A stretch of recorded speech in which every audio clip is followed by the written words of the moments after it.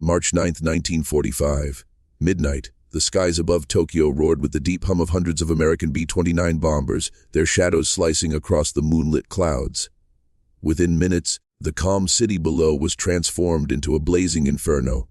Thousands of canisters filled with napalm and incendiaries rained down, igniting homes, factories, and lives in an unstoppable wave of fire. For the Japanese people, it was a night unlike any other, a night when modern warfare revealed its most terrifying weapon, fire itself. What unfolded wasn't just another bombing raid.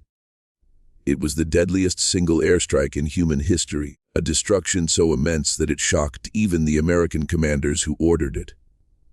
Japan had prepared for aerial raids, but nothing, absolutely nothing, could have prepared them for what happened on that night.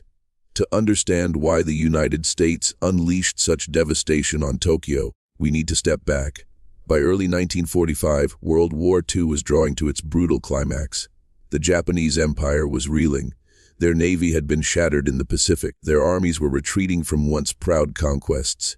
Yet despite losses on every front, Japan refused to surrender. The war dragged on, costing thousands of American lives every week. U.S. military planners faced a chilling reality. If Japan had to be invaded, the cost could be millions of lives. Desperate for an alternative, American strategists turned to air power. The B-29 Superfortress, America's most advanced bomber, became the weapon of choice in Tokyo. The beating heart of Japan became its ultimate target. The Boeing B-29 wasn't just any bomber.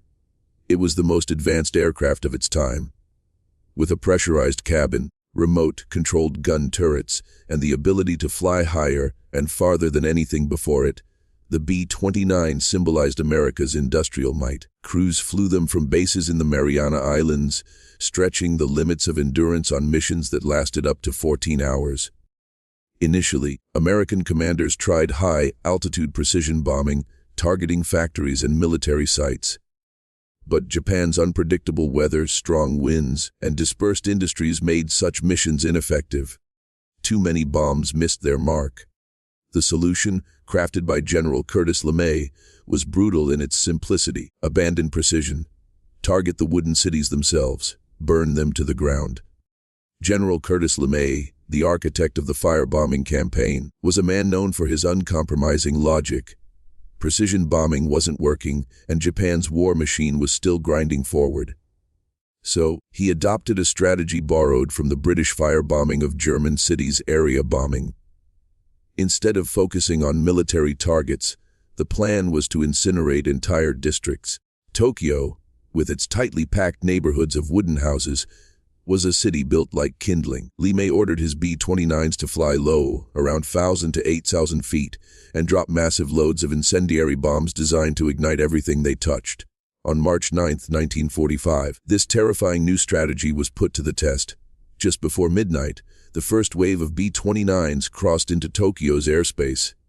Their bomb bays opened, releasing clusters of M69 incendiary bomblets, each packed with a gelatinous gasoline that stuck to surfaces and burned at unimaginable temperatures.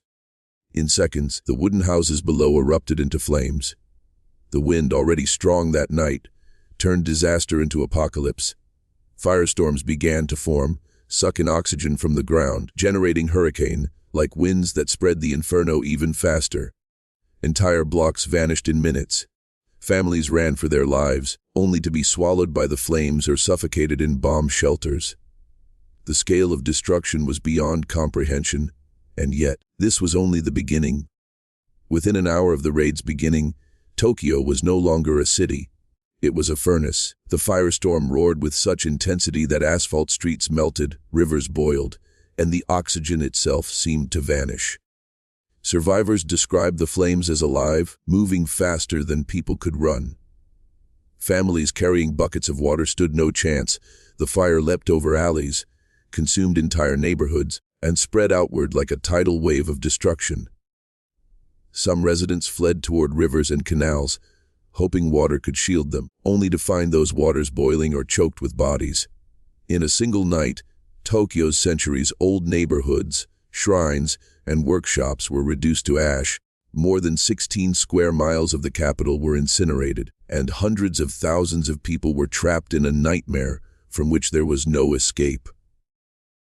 The statistics are staggering, but they don't capture the horror of that night. In just a few hours, more than 100 Zaros civilians were killed, burned alive, suffocated, or drowned in desperate attempts to flee the flames. It was a death toll greater than the atomic bombing of Hiroshima 5 months later. For those who survived, the trauma was unimaginable. Children watched their parents vanish into walls of fire. Mothers clutched infants who suffocated in their arms. Even the air itself became deadly. The firestorm created winds strong enough to hurl people into burning buildings. Corpses littered the streets by morning, so numerous that soldiers tasked with cleanup could barely walk without stepping on the dead. Tokyo, once the proud capital of an empire, had been reduced to a graveyard overnight. News of the Tokyo firebombing spread across Japan like an earthquake. The nation had endured years of war and countless air raids, but nothing had prepared them for destruction on this scale. In cities like Osaka, Nagoya, and Kobe, panic set in. Ordinary citizens realized that their wooden homes, just like Tokyo's, could be wiped out in a single night. Morale plummeted, and whispers of defeat grew louder. Even within the Japanese government, some officials privately admitted that the empire could not withstand repeated attacks of this magnitude. Yet, astonishingly, Japan's military leadership still refused to surrender. They spoke of fighting to the last man, ignoring the suffering of millions of civilians now left homeless, starving, and terrified. From the American perspective, the firebombing of Tokyo was both a military and psychological strategy. By destroying Japan's industrial base, much of which was hidden in small factories scattered across residential neighborhoods, the U.S. hoped to cripple Japan's war production. But there was another motive: to break the Japanese will to fight. American commanders believed that if civilians felt the full weight of war, they would pressure their leaders to surrender. Yet even among U.S. officials, there was unease. The scale of civilian deaths shocked many. Some wondered if such destruction was truly necessary. But for Curtis LeMay and his superiors, the logic was cold and brutal. Every day the war continued meant more dead American soldiers. If burning Tokyo could shorten the war, they believed, then it was justified. The voices of survivors remain the most haunting testimony to that night. One woman recalled clutching her baby as the flames closed in, only to realize the child had suffocated in her arms. Another survivor described watching entire crowds collapse together, overcome by heat and smoke.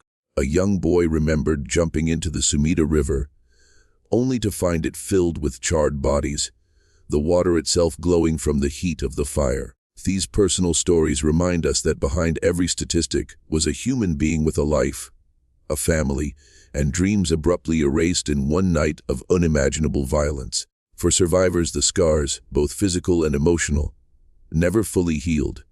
The firebombing of Tokyo was not just an event, it was a living nightmare etched into the memory of an entire generation. When the sun rose over Tokyo on March 10, 1945, it revealed a city unrecognizable. Where bustling streets, markets, and wooden homes once stood, there was only blackened rubble and smoking ruins stretching for miles. The air still carried the stench of burning flesh, and silence replaced the usual clamor of Japan's largest city. Survivors staggered through the ruins in shock, searching for family members, calling names that would never be answered. Thousands wandered aimlessly, their clothes sinned, their faces blackened with soot, their eyes hollow with grief. Corpses lay in heaps, some burned beyond recognition, others frozen in final acts of desperation, clutching children, shielding loved ones, or praying. More than 1 million survivors were left homeless in a single night. Tokyo, the capital of an empire, had been turned into a landscape of horror. The firebombing of Tokyo was not a one-time event. Over the following weeks, American B-29s unleashed similar raids on other Japanese cities, Nagoya, Kobe, Osaka, and dozens more. Each was chosen because, like Tokyo, they were built primarily of wood and paper, turning them into perfect fuel for incendiaries. By the summer of 1945, more than 60 Japanese cities had been firebombed, leaving millions homeless and hundreds of thousands dead. Factories, schools, and shrines vanished under sheets of flame. The Japanese civilian population lived in constant fear of the night sky, never knowing when the sound of engines overhead would mean another city swallowed by fire. The raids stripped away any illusion of safety. The war had come home in the most merciless way possible. By mid-1945, Japan was collapsing. Railways were destroyed, food supplies were dwindling, and millions of civilians were displaced. Entire families wandered the countryside searching for shelter and food. The Japanese people, once told that they were invincible, now saw their cities reduced to ashes. Yet, incredibly, the military government clung to its fantasy of victory. Propaganda insisted Japan could still turn the tide, urging citizens to fight on with bamboo spears if necessary. For the common people, this rhetoric rang hollow. They no longer asked if Japan would lose, but when. Still, surrender remained unthinkable to the nation's leaders, who valued honor and ideology above the suffering of their people. The firebombing had broken Japan's body, but not yet its will. When people think of the end of World War II in the Pacific, they often recall Hiroshima and Nagasaki, the two cities obliterated by atomic bombs, but fewer realize that the firebombing of Tokyo killed more people in a single night than either of those attacks. The difference was scale and method. Firebombing spread destruction slowly but relentlessly, while atomic bombs delivered instant annihilation.